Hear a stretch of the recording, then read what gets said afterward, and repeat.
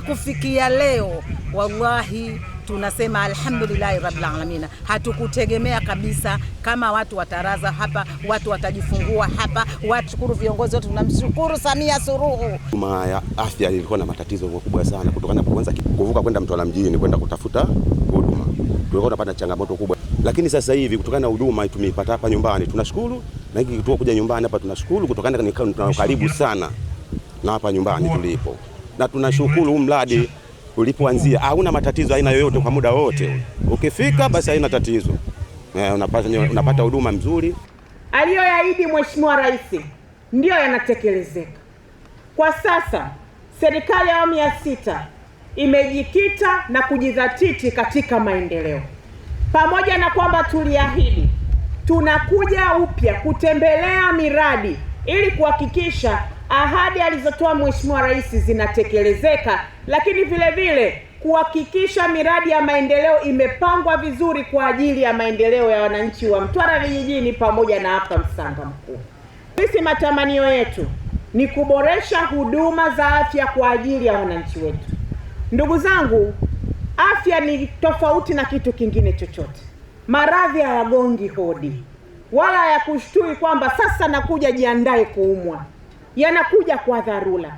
Kwa hiyo jambo linalokuja kwa dharura lazima liwe limeandaliwa matayarisho mazuri, kwa sababu mtu akitetereka afya, kama ni baba kwenye familia, familia nzima inatetereka.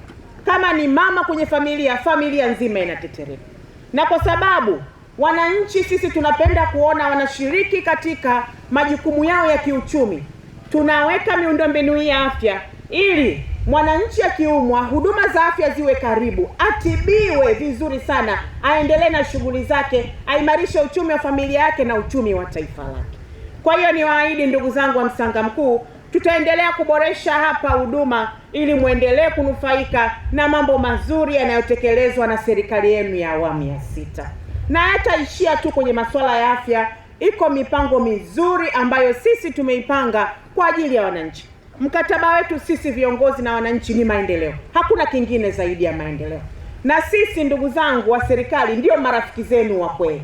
Tunahakikisha tunafikisha huduma. Hatuji kwa maneno. Tunawapenda kwa vitendo, kwa kuwaletea maendeleo.